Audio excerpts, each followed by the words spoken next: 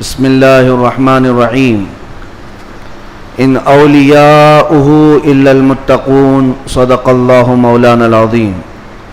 بارگاہ رسالت مآب صلی اللہ علیہ وسلم میں درود پاک کا ہدیہ پیش کریں۔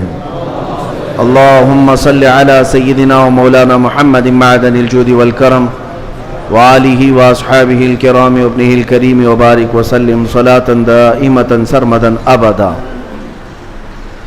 عزیزان گرامی وقار، ماہ ربیع الاخر شریف جس کو سنی ربیع الغوث کہتے ہیں، اس ماہ مبارکہ میں ہم اپنی زندگی کی سانسیں لے رہے ہیں،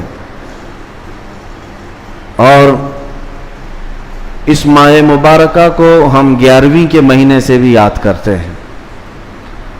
اسلامی مہینہ ہے، مہینے کا نام بہت پہلے سے ہے، لیکن اہل سنت و جماعت کے دل میں سرکار بغداد شہنشاہ ولایت غوث الاعظم دستگیر رضی اللہ تعالیٰ عنہ کی محبت ایسی رچی بسی ہے کہ اس پورے مہینے کو ہم غوث کے مہینے سے یاد کرتے ہیں، اور یہ اللہ والوں سے محبت کی علامت ہے۔ لوگ کسی مہینے کو کسی اور تہوار سے یاد کرتے ہوں گے، لیکن ہم اپنے مہینوں کو اللہ والوں سے نسبت دے کر یاد رکھتے ہیں۔ سرکار شہنشاہ بغداد سلطان الاولیاء عبد القادر جیلانی رضی اللہ تعالیٰ عنہ،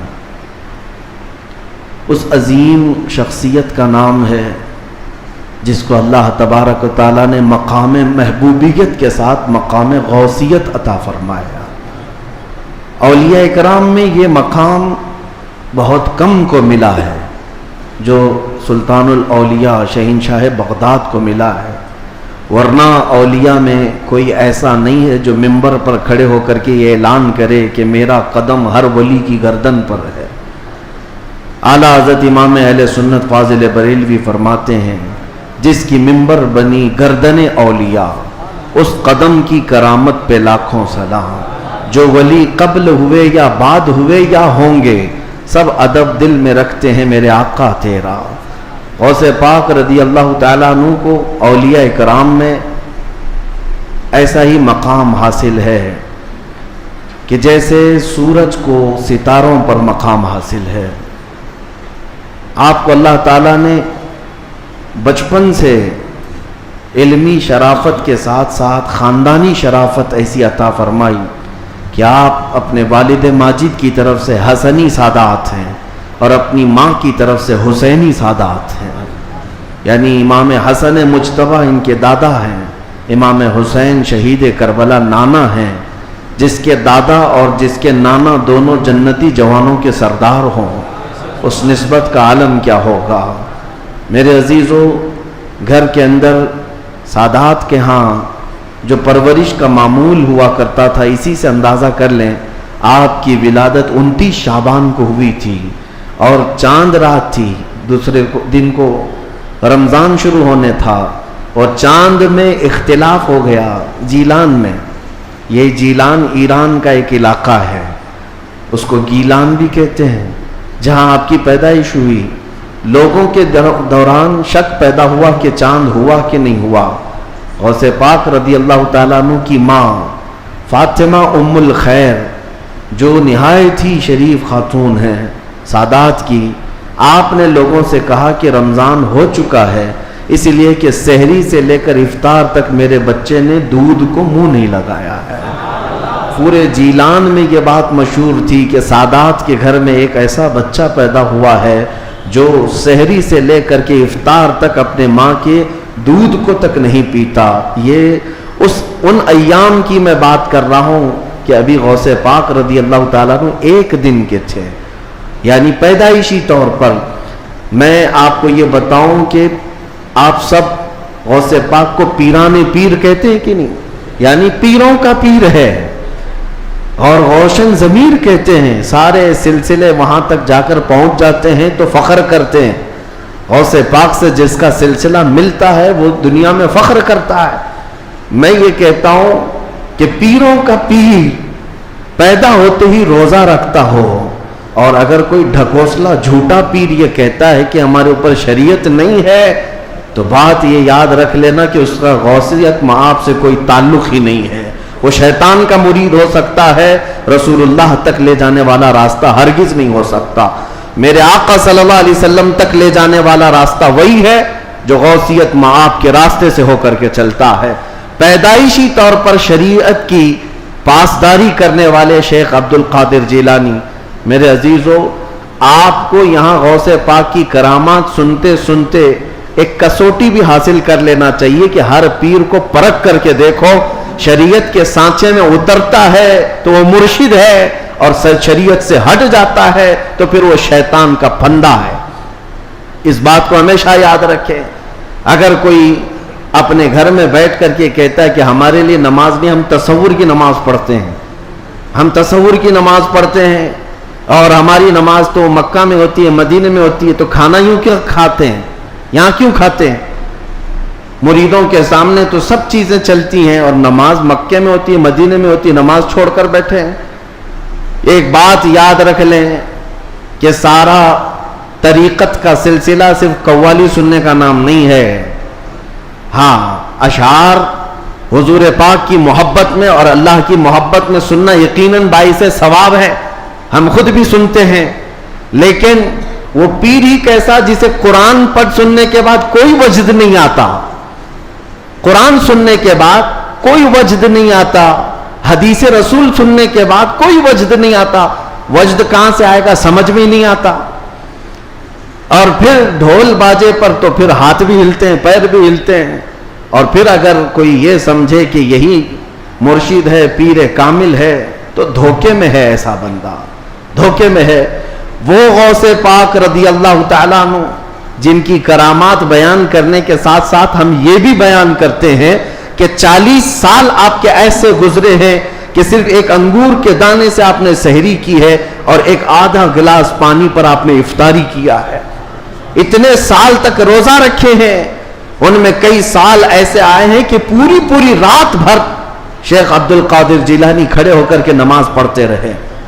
ان اولیاء کے لیے جن کے مجمع میں 70,000 سے کم کا کبھی مجمع نہیں ہوتا تھا، نماز معاف نہیں ہوئی، روزہ معاف نہیں ہوا، تو آج کے جانور نما کسی ایسے ڈھکوسلے بابا کے لیے نماز کیسے معاف ہو سکتی ہے، یا روزہ کیسے معاف ہو سکتا ہے؟ اس بات کو ہمیشہ ذہن نشین کر لیں، شریعت میرے مصطفیٰ کی ہے، اور نبی پاک صلی اللہ علیہ وسلم کی شریعت سب سے اوپر ہے، اس کے بعد ہی کوئی مقام مل سکتا ہے۔ اسی لیے اعلیٰ حضرت کی بات سنو، فرماتے ہیں بخدا خدا کا یہی ہے در۔ اللہ تک اگر کوئی پہنچنے کی بات کرتا ہے نا، تو اسے جانچ کر کے دیکھ لو کہ حضور کے بارے میں کیا کہتا ہے۔ بخدا جس کا مطلب ہے قسم خدا کی، خدا کا یہی ہے در، یعنی رسول پاک کا جو دروازہ ہے یہی خدا کا دروازہ ہے۔ بخدا خدا کا یہی ہے در، نہیں اور کوئی مفر مقر۔ حضور کو چھوڑو گے تو نہ بھاگنے کی جگہ ہے نہ ٹھہرنے کی جگہ ہے، کہیں نہیں اور کوئی مفر مقر۔ اور پھر اعلیٰ حضرت فرماتے ہیں اگر کوئی خدا تک پہنچا بھی ہے تو سمجھ لو جو وہاں سے ہو یہی آ کے ہو، جو یہاں نہیں تو وہاں نہیں۔ اگر وہ رسول پاک صلی اللہ علیہ وسلم کی شریعت کبریٰ تک نہیں پہنچا تو پھر سمجھ لو کہ خدا تک پہنچ ہی نہیں سکتا۔ میرے عزیزو، غوث پاک رضی اللہ تعالیٰ عنہ کی پوری زندگی اگر میں آپ کو بتاؤں وہ عشق رسول کے سانچے میں ڈھلی ہوئی تھی۔ نبی پاک کی شریعت پر ایسا سختی سے عمل کرتے تھے کہ منبر پر کھڑے ہو کر کے آپ نے اعلان کیا میرا مرید اگر نماز نہیں پڑھتا تو اسے ہمارے قبرستان میں بھی دفن نہ کیا جائے۔ غوث پاک رضی اللہ تعالیٰ عنہ شریعت کے معاملے میں اس قدر سخت تھے۔ پھر میں پوچھنا چاہتا ہوں ان سے بڑا دنیا میں اور کون پیر آیا ہے؟ اگر کوئی اپنے مریدوں کو نماز معاف کرا دیتا ہو، روزے معاف کرا دیتا ہو، تو یاد رکھ لینا وہ شیطان کا پھندا ہے جو تمہیں نبی کریم صلی اللہ علیہ وسلم کی شریعت سے دور لے کر جاتا ہے۔ سب سے پہلی چیز ہے میرے مصطفیٰ کی شریعت۔ حضور پاک کے طریقے پر اگر کوئی چلا ہے تو اسے ولایت بھی ملتی ہے۔ اللہ کا ولی حضور کی شریعت پر گامزن ہو کر کے ہی چلتا ہے۔ کچھ مجذوب اولیاء ایسے ہیں جن کی عقل فنا ہو جاتی ہے تب ان کے اوپر سے شریعت کا قلم اٹھا لیا جاتا ہے، وہ مستثنا ہیں، وہ الگ ہیں. لیکن جتنے اولیاء آئے سب کا رسول پاک صلی اللہ علیہ وسلم کے دربار میں ایسا وسیلہ ہے، ان کی ایسی پہنچ ہے کہ اس کے بعد ہی انہیں ولایت کی منزل ملتی ہے. میں ایک بات بتاتا ہوں آپ کو، غوث پاک رضی اللہ تعالیٰ عنہ کے مقام کے متعلق محبوب الہی کا نام سنا ہوگا. دلی کے شہنشاہ، دو اولیاء کو محبوب کا نام دیا گیا ہے. محبوب، ایک غوث پاک کو محبوب سبحانی اور حضرت نظام الدین اولیاء کو محبوب الہی. محبوب اسے کہتے جس سے اللہ محبت کرتا ہو.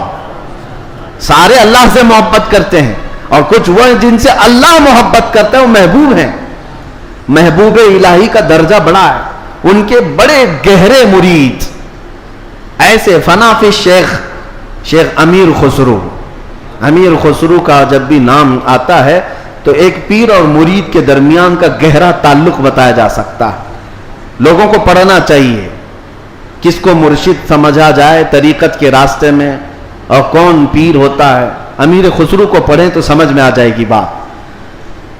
امیر خسرو ایک بار پانی پت گئے ہوئے تھے. پانی پت میں اس وقت بو علی شاہ قلندر رحمت اللہ تعالی علیہ موجود تھے. یہ محبوب الہی کے ہم زمانہ ہیں، اسی زمانے کے. ان کی کرامات کا حال بھی بہت بڑا تھا. امیر خسرو ان کی محفل میں بیٹھے. جمعرات کو ایک بار ان کے ہاں محفل ہوتی تھی بو علی شاہ قلندر کے ہاں.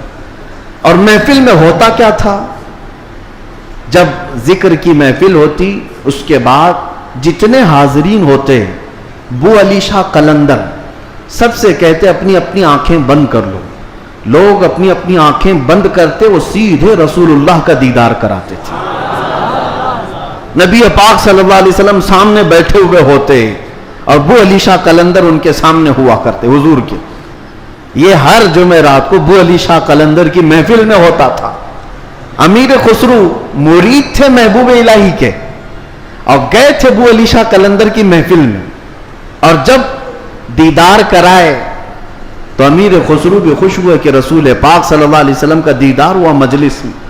لیکن بات اتنی ہوئی، آنکھیں کھولنے کے بعد بو علی شاہ قلندر امیر خسرو کو یوں کہتے ہیں، خسرو میں تو رسول اللہ کی مجلس میں تجھے لے گیا، تیرا پیر تو وہاں کہیں نظر نہیں آیا، تیرا پیر وہاں پر نظر تو نہیں آیا. امیر خسرو کو یہ بات لگ گئی. میں میرا مرشد میرے پیر کا مقام بلند سمجھتا ہوں، لیکن حقیقی بات ہے کہ حضور کے دربار میں جب میں تصور میں حاضری دیا، محبوب یہ بو علی شاہ قلندر بھی تھے اور بھی اولیاء تھے، لیکن میرے پیر تو نظر نہیں آئے. وہ غمگین حالت میں اپنے پیر کے پاس آئے، اپنے مرشد کے پاس. محبوب الہی سے کہتے ہیں آج میں محفل میں گیا اور انہوں نے فارسی ایک کلام لکھایا ہے، شب جائے کہ من بودم، بہت مشہور کلام ہے امیر خسرو کا. اس واقعے کے بعد انہوں نے لکھا تھا.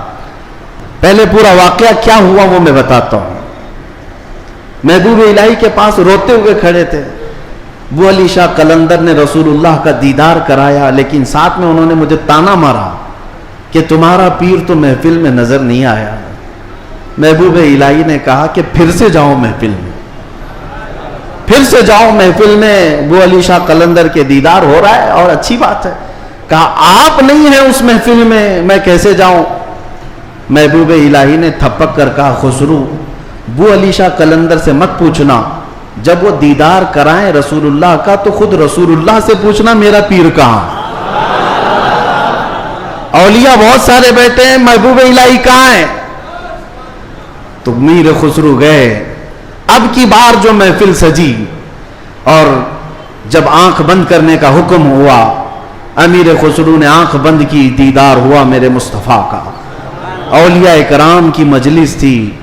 خسرو کہتے ہیں میں آگے بڑھا، نبی کونین صلی اللہ تعالی علیہ وسلم کے دربار میں دست بستہ عرض کیا یا رسول اللہ اولیاء کی محفل ہے، یہاں پر میرے مرشد نظام الدین اولیاء نظر نہیں آتے.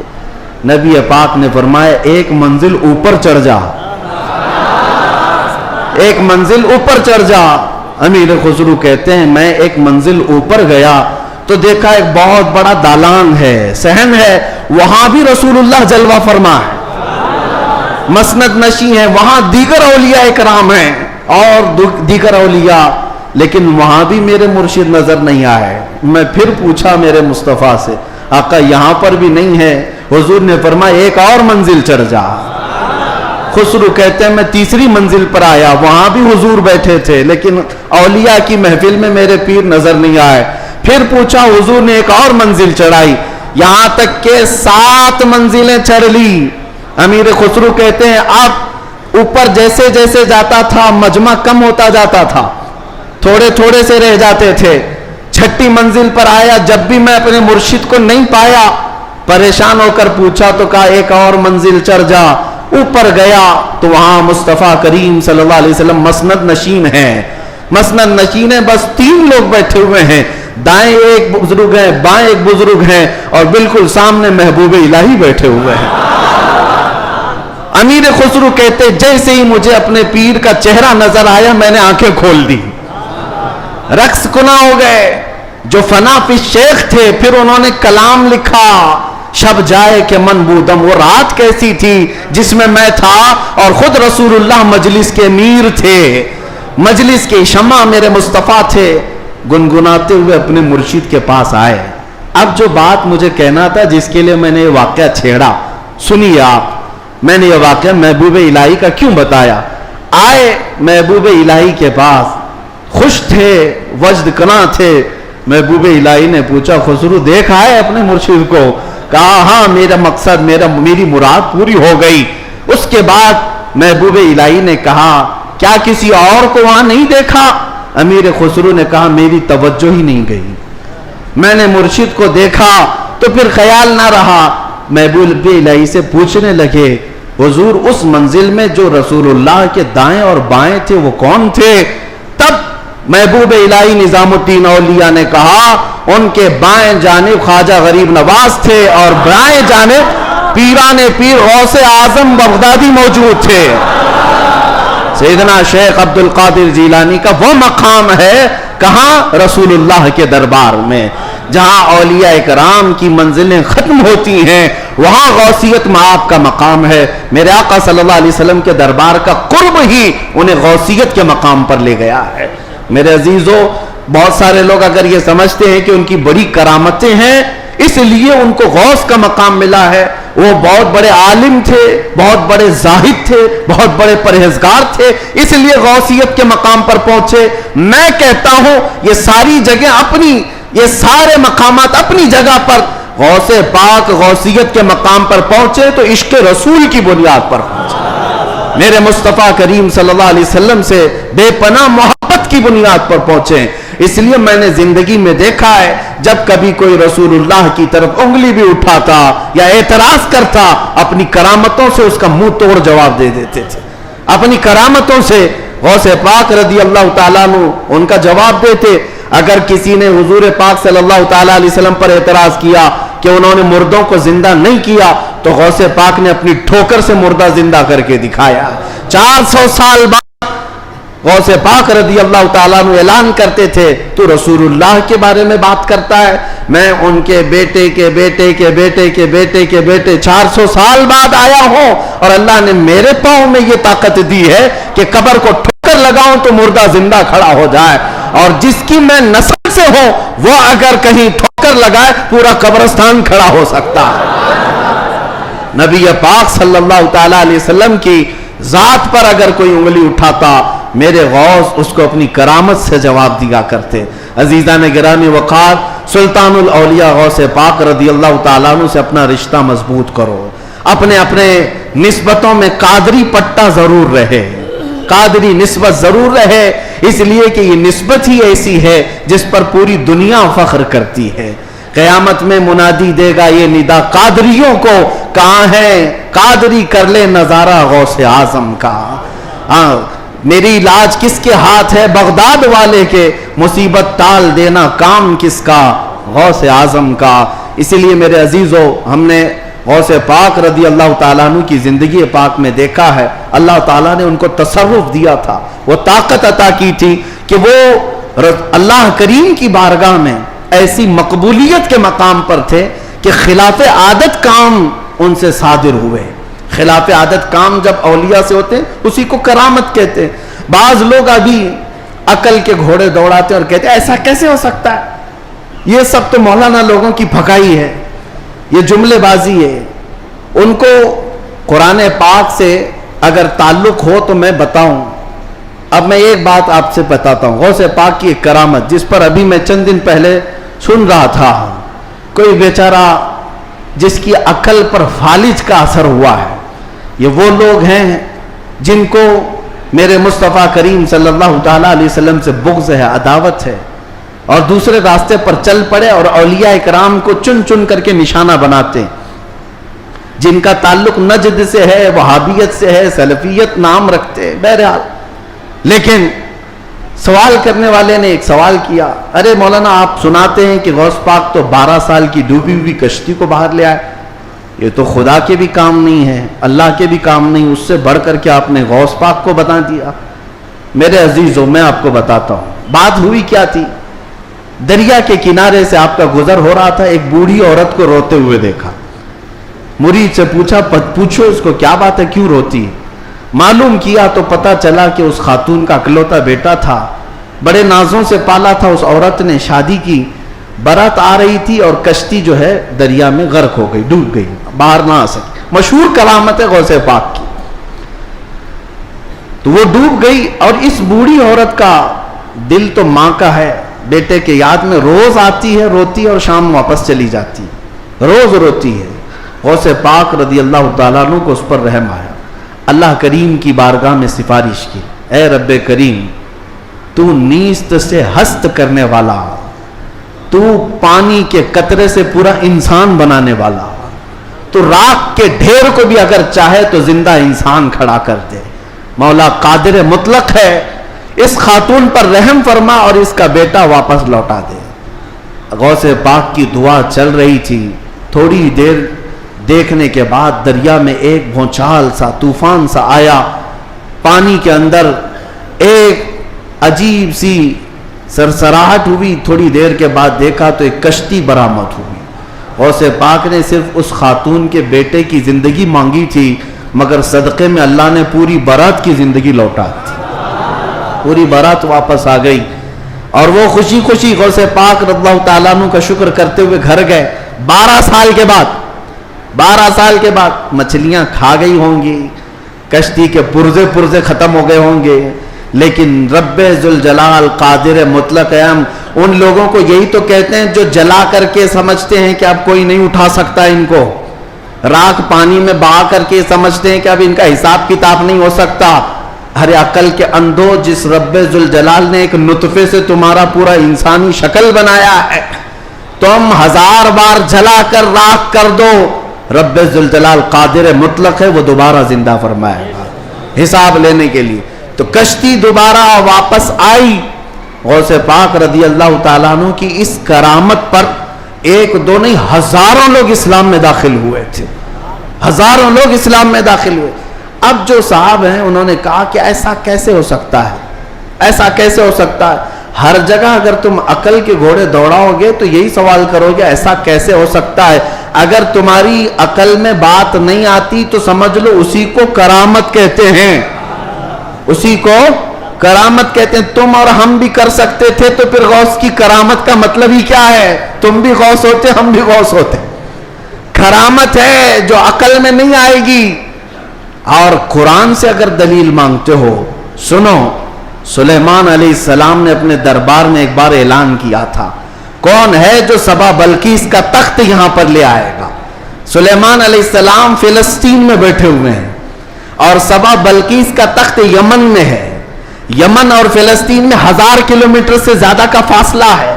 ایک جن کھڑا ہوا, کہا اللہ کے نبی میں لے آتا ہوں. پوچھا کتنی دیر میں؟ کہا میں آپ کی مجلس ختم ہونے سے پہلے وہ لے کر آ جاؤں گا. جنات کی طاقت پر یقین رکھنے والے, جنات کو حاصل کرنے کے لیے عملیات کرنے والے, سنو قرآن کیا کہتا ہے. سلیمان علیہ السلام نے کہا بہت دیر ہو جائے گی, مجلس ختم ہونے تک تم لاؤ گے, مجلس ختم ہونے تک. پھر اللہ کے ایک ولی جو سلیمان علیہ السلام کے امتی تھے، آصف بن برخیہ، کھڑے ہوتے ہیں، کہتے ہیں اے اللہ کے نبی میں لے آؤں گا. پوچھا کتنی دیر میں؟ کہا آپ کی پلک جھپکنے سے پہلے لاؤں گا. آپ کی، یہ قرآن کے الفاظ ہیں، قرآن کے. قال الذي عنده علم من الكتاب انا آتيك به قبل ان يرتد اليك طرفك. اس سے پہلے کہ آپ کی آنکھ کی پلک جھپکے اے اللہ کے نبی میں وہ تخت لے آؤں گا. تخت کوئی 4 فٹ کا 5 فٹ کا نہیں، 80 گز لمبا ہے اور اتنا ہی چوڑا ہے، اتنا ہی وزنی ہے، اور 7 دروازوں کے اندر بند کر کے رکھا ہوا ہے. سونے چاندی جواہرات سے جڑا ہوا تخت ہے. اور ایک انسان کہتا ہے، انسان، جنات کی بات نہیں کر رہا، جنات کی بات آئے گی تو آپ سمجھیں گے ان کو بڑی طاقت ہوتی ہے. انسان کی بات کر رہا ہوں. انسان نے کہا سلیمان علیہ السلام کے امتی میں پلک جھپکنے سے پہلے لاؤں گا. یہ صرف اور صرف بات نہیں تھی، حضرت سلیمان علیہ السلام ابھی پلک کر ادھر دیکھ رہے تھے، وہ تخت حاضر کر چکے تھے، تخت حاضر کر چکے تھے. اب میں آپ کو یہ بتانا چاہتا ہوں، وہ سلیمان علیہ السلام خود اللہ کے نبی تھے، خود اللہ کے نبی. ارے وہ چاہتے تو خود ہی تخت کو طلب کر لیتے. اس قرآن کے واقعے کا مطلب مجھے یہ سمجھ میں آتا ہے، اللہ کے نبی نے دنیا کو یہ بتانا چاہا جو نبی کے قدموں میں بیٹھتا اس کی طاقت کا یہ ہے.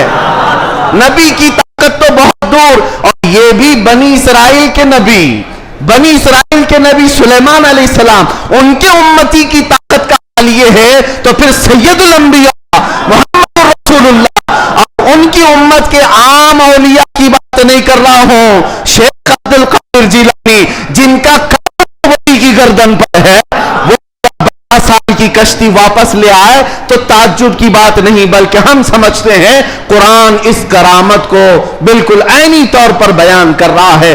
عزیزان گرامی، میں دنیا کی یا دنیا کے نقش قدم پر چلنے والے، ہر چیز کو تھیوری اور پریکٹیکل پر آزمانے والے اور سائنس کی دنیا میں چلنے والے، ان کو کہتا ہوں آئنسٹائن نے کہا ہے. آئنسٹائن کا نام تو بہت لوگوں کو اچھی طرح سے یاد ہوگا، اس کی تسبیح بھی پڑھتے ہوں گے.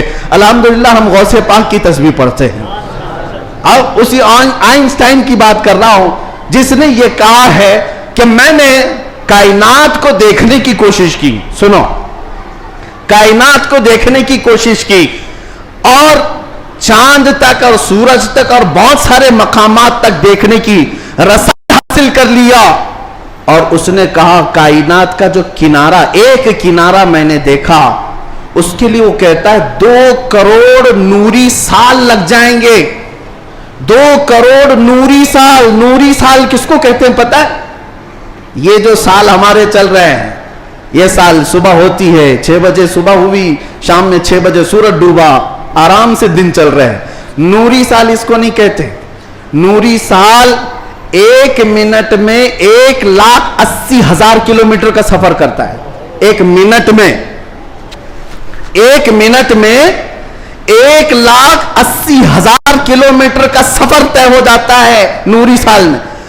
اس طرح 1 منٹ کی بات کر رہا ہوں، 1 منٹ کی، اس طرح کے 2 کروڑ سال لگ جائیں گے کائنات کو دیکھنے کے لیے. یہ کون کہہ رہا ہے؟ آئنسٹائن کہہ رہا ہے، جس کے پیچھے تم لوگ آگے پیچھے جس کو قبلہ بناتے ہو. سنو، 2 کروڑ نوری سال لگ جائیں گے کائنات کے کنارے دیکھنے کے لیے، کائنات کی ساری چیزیں دیکھنے کے لیے. اور آؤ شہنشاہ بغداد کے دربار میں، کہتے ہیں نظرت الی بلاد اللہ جمعاً کخردلۃ علی حکم اتصالی. میں اللہ کی پوری کائنات کو ایسے دیکھتا ہوں جیسے اپنے ہتھیلی میں رائی کے دانے کو دیکھتا. تمہارے سارے آلے، تمہارے سارے کمپیوٹر 2 کروڑ سال میں بھی وہاں نہیں پہنچ سکتے جہاں شہنشاہ بغداد کی ایک نگاہ پہنچتی ہے. ہاں، میرے غوث نے فرمایا نظرت الی بلاد اللہ جمعاً کخردلۃ علی حکم اتصالی. میں اللہ کے پورے شہروں کو، کائنات کو ایسے دیکھ رہا ہوں جیسے اپنے ہتھیلی میں رائی کے دانے کو دیکھ رہا ہوں. عزیزان گرامی وقار، الحمدللہ ہمارے پاس فخر کرنے کے لیے بہت کچھ ہے، بہت کچھ ہے. غوثیت معاذ کی نسبت نہیں، اعلیٰ حضرت کو مجدد بنایا ہے، اعلیٰ حضرت کو مجدد بنایا ہے. اور امام اہل سنت فاضل بریلوی اسی نسبت پر فخر کرتے ہیں. دیکھا جائے تو امام اہل سنت اعلیٰ حضرت نے تقریباً 1000 سے زیادہ کتابیں لکھ ڈالی ہیں. 55 علوم پر اللہ نے مہارت تام عطا کی ہے اور بہت سارے شاگردوں کی کھیت تیار کی ہے. امت پر ایک بہت بڑا امتیوں پر احسان ہے. لیکن ساری چیزیں اپنی جگہ پر. قرآن کا ترجمہ کیا ہے, فتاوی رضویہ شریف ہے, بارگاہ مصطفیٰ میں ہدایت بخشش ہے, بہت سارے کام ہیں. لیکن جب رسول اللہ کے دربار میں حاضر ہوتے ہیں, اعلیٰ حضرت یہ نہیں کہتے یا رسول اللہ میں فتاوی رضویہ لے کے آیا ہوں, میں کنز الایمان لے کر کے آیا ہوں, میں ہدایت بخشش لے کے آیا ہوں, بلکہ اعلیٰ حضرت یہ کہتے ہیں تیری سرکار میں لاتا ہے رضا اس کو شفیع جو میرا غوث ہے اور لاڈلا بیٹا تیرا. نسبت کے لیے بھی بارگاہ مصطفیٰ میں اعلیٰ حضرت نے اگر کسی بات پر فخر کیا ہے تو غوثیت کی نسبت پر فخر کیا ہے. یا رسول اللہ تیری سرکار میں لاتا ہے رضا اس کو شفیع جو میرا غوث ہے اور لاڈلا بیٹا تیرا. یقیناً میرے عزیز و کرامات سنانے کا وقت جمعہ کے چھوٹے وقت میں نہیں ہوتا, ورنہ میں بہت ساری چیزیں سناتا. الحمدللہ غوثیت معاب شہنشاہ بغداد پیر پیراں امیر میراں, جس کی نسبت الحمدللہ چھوٹوں کو بڑا بنا دیتی ہے اور ادنا کو اعلیٰ بناتی ہے. الحمدللہ ابھی حاضری سے میں آیا اور حاضری کے بعد دل میں یہ احساس ہوتا ہے. ایک بزرگ وہاں پر ملاقات جن سے ہوئی, وہ عربی اور علوی سادات میں سے ہیں, عمر کافی ہو چکی. انہوں نے مجھے مل کر کے ہاتھ پکڑ کر کے کہا آؤ میں تمہاری حاضری کراتا ہوں. غوث پاک رضی اللہ تعالیٰ عنہ کے دربار میں وہ تقریباً 55 سال سے, اور بڑی ان کی یعنی بڑے معاملات ہیں. بہرحال میں مختصر یہ عرض کرتا ہوں کس لیے میں بات کہہ رہا ہوں. انہوں نے کہا غوث پاک رضی اللہ تعالیٰ عنہ ہر حاضر ہونے والے کو کچھ نہ کچھ دے کر بھیجتے ہیں, اور اللہ کریم تمہارے مستقبل میں بہت کچھ تجھے عطا کرے. دعا کیا. ہم نے کہا کہ یہاں کی اتنے بڑے دربار میں بڑے بڑے حاضر ہوتے, میری کیا حیثیت ہے, مجھے یہاں پر میری کیا حیثیت ہے, کیا مقام ہے. ایک جملہ انہوں نے کہا جس سے سینہ چوڑا ہو گیا. کہا یہاں پر سب اچھے نہیں آتے, بلکہ غوث پاک تو چوروں کو بھی کتب بناتے ہیں. برا ہو تو کیا ہوا, نسبت بھلی ہے یا غوث, تجھ سے در سے سگ اور سگ سے ہے مجھ کو نسبت, میری گردن میں بھی ہے دور کا ڈورا تیرا. اعلیٰ حضرت یہی فرماتے ہیں جن کتوں کے گلے میں پٹا ہوتا ہے ان کتوں کو میونسپلٹی والے نہیں لے جاتے, نہیں لے جاتے اور نہ ہی انجیکشن مارتے ہیں. کیوں؟ یہ علامت ہے کہ کسی کا پالا ہوا ہے, اور گلے میں پٹا نہ ہو تو اٹھا کر لے جائیں گے. بہت زیادہ شور مچاتے ہیں یہ کتے, ان کو لے جاؤ. جن کتوں کے گلے میں پٹا ہے انہیں چھوڑ دیا جاتا ہے کہ مالک ہے اس کا کوئی. اسی لیے اعلیٰ حضرت فرماتے ہیں اس نشانی کے جو سگ ہیں نہیں مارے جاتے, میری گردن میں بھی ہے, حشر تک میرے گلے میں رہے پٹا تیرا. ہمارے گلے میں غوث پاک رضی اللہ تعالیٰ عنہ کی نسبت کا پٹا ہے. انشاءاللہ العزیز کوئی اور دوسرا ہمیں اچک نہیں لے جائے گا, اتنا یقین ضرور ہے, اتنا یقین ضرور ہے. اور مجھے ایک بات یہ بھی یاد آئی کہ ایک صاحب نے کہا, وہ دوسرے ملک کے ہیں, ہمارے پڑوسی ملک کے ہیں, اور انہوں نے کہا کہ ہمارے ہاں حالات تو سب اپنے حساب کے ہیں, پھر بھی بہت ساری چیزیں ڈر لگتا ہے, سہمتے ہیں. آپ ایسے نرغے میں ہیں پھر بھی بول رہے ہیں, اچھی بات ہے. ایسی جگہ پر آپ ہیں جہاں کے حالات ہم دور سے سنتے ہیں, بڑے ڈینجر ہیں, لیکن بول رہے ہیں. میں نے کہا آپ نے سنا نہیں اعلیٰ حضرت نے کیا فرمایا؟ اعلیٰ حضرت نے یہ فرمایا کیا دبے جس پہ حمایت کا ہو پنجہ تیرا. ایسا آدمی کیوں ڈرے گا, ایسا آدمی کیوں ڈرے گا جس پر پنجہ غوث پاک کا ہوگا. کیا دبے جس پہ حمایت کا ہو پنجہ تیرا, شیر کو خطرے میں لاتا نہیں کتا تیرا. غوث پاک کا جو کتا ہے وہ شیر کو بھی پرواہ نہیں کرتا. الحمدللہ ہم غوث پاک کے دربار کے کتے ہونے پر فخر کرتے ہیں. ہمیں اس بات پر کوئی وہ نہیں ہے. الحمدللہ ہماری نسبت ہے دربار غوث سے, اور وہ اس لیے بھی کہ ایک دو نہیں. میں آپ کو بتاؤں اہل حدیث جماعت وہابی جماعت کے سب سے بڑے عالم جس کی پیروی میں یہ لوگ پوری آسمان زمین سے زمین آسمان سے ملاتے, شیخ ابن تیمیہ. شیخ ابن تیمیہ نے اپنے کتاب میں لکھا ہے، اہل حدیث جماعت کے سب سے بڑے امام کہتے ہیں کہ میں نے اپنی زندگی میں اتنی کرامات کسی کی نہیں دیکھی جتنی شیخ عبد القادر جیلانی کی۔ ارے تمہارے گھر سے بھی بات آ رہی ہے میرے غوث کی، ہر گھر سے بات آ رہی ہے۔ کیوں؟ اس لیے کہ سورج نکلتا ہے تو سب کو پتہ چلی جاتا ہے، سب کو پتہ چلتا ہے۔ اچھے خاصے لوگ بھی بول پڑتے ہیں کہ دن ہو چکا ہے، دن ہو چکا ہے۔ سورج سے دشمنی ہے تو ٹھیک ہے، لیکن بولنا تو پڑے گا کہ دن نکلا ہوا ہے، دن نکلا ہوا ہے۔ غوث پاک کی کرامات ایسی ہیں جیسے سورج نکلا ہوا ہے۔ میرے عزیزو، ایک صاحب ہے، اب ہماری محبت کس بات سے ہونی چاہیے؟ غوث پاک رضی اللہ تعالیٰ عنہ ہماری محبت اس لیے بھی ہے، کئی اولیاء اکرام نے یہ باتیں لکھی بھی ہیں، فرماتے ہیں ان کے غوث پاک رضی اللہ تعالیٰ عنہ کے ایک مرید بھی ہیں، وہ تقریباً 14 اونٹوں پر شکر کے تھیلے لے کر کے سفر کر رہے تھے، سامان تجارت لے کر جا رہے تھے۔ رات کو ایک جنگل میں انہوں نے پڑاؤ کیا اور رات وہاں گزاری، تو جیسی رات گزاری، خطرناک جنگل تھا، ان کے 4 اونٹ سامان سمیت غائب ہو گئے اور بھاری ان کا نقصان تھا، بڑا سامان تھا اس میں۔ وہ صبح غمگین بیٹھے ہوئے تھے، انہوں نے کہا کہ ایسے وقت میں اب قافلہ بھی چل پڑا، میں اپنے اونٹوں کو ڈھونڈوں تو اس خوفناک جنگل میں کہاں ڈھونڈوں گا؟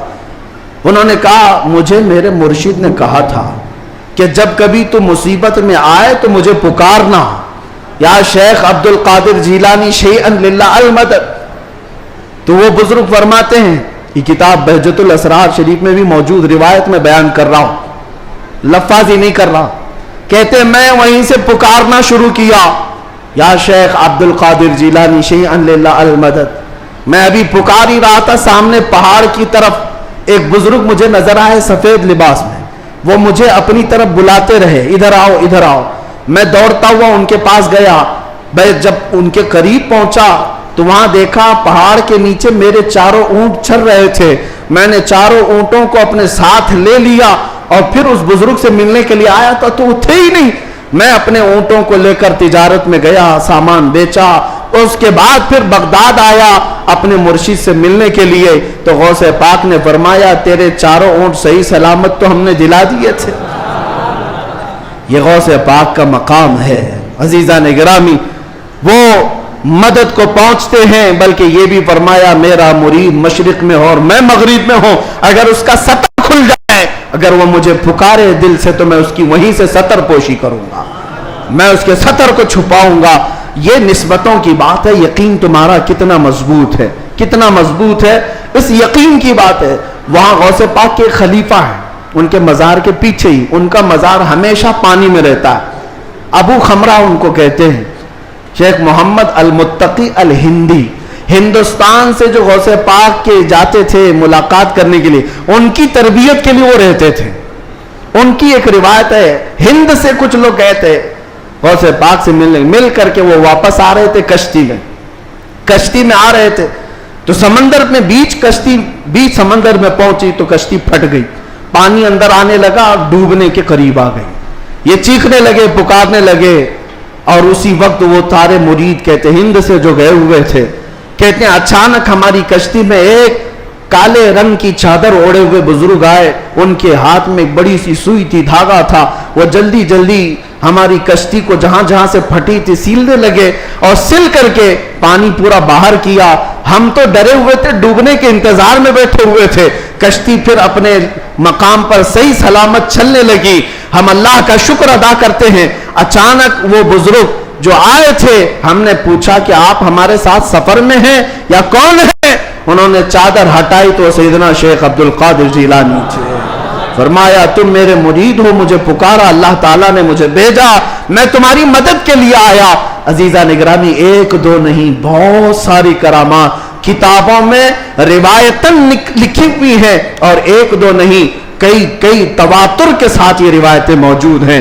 اس لیے بارگاہ غوثیت مآب میں ہم اتنا ہی کہتے ہیں جو اعلیٰ حضرت نے کہا تھا، اے غوث سر بھلا کیا کوئی جانے کہ ہے کیسا تیرا، اولیاء ملتے ہیں آنکھیں وہ ہے تلوہ تیرا، سارے اقطاب جہاں کرتے ہیں کعبے کا طواف، کعبہ کرتا ہے طواف در والا تیرا، کیا مرتبہ اے غوث ہے بالا تیرا، اونچے اونچوں کے سروں سے قدم آلہ تیرا۔ اللہ کریم اسی نسبت پر زندہ رکھے اور اسی نسبت پر ہمارا خاتمہ عطا فرمائے۔ اسی لیے میں وہی دعا کرتا ہوں جو جمیل قادری رضوی نے کیا تھا، اعلیٰ حضرت کے مرید، سچے مرید۔ انہوں نے کہا تھا عزیزو کر چکو تیار جب میرے جنازے کو، عزیزو کر چکو تیار جب میرے جنازے کو، کفن پر لکھ دینا نام والا غوث اعظم کا۔ وآخر دعوانا الحمدللہ رب العالمین۔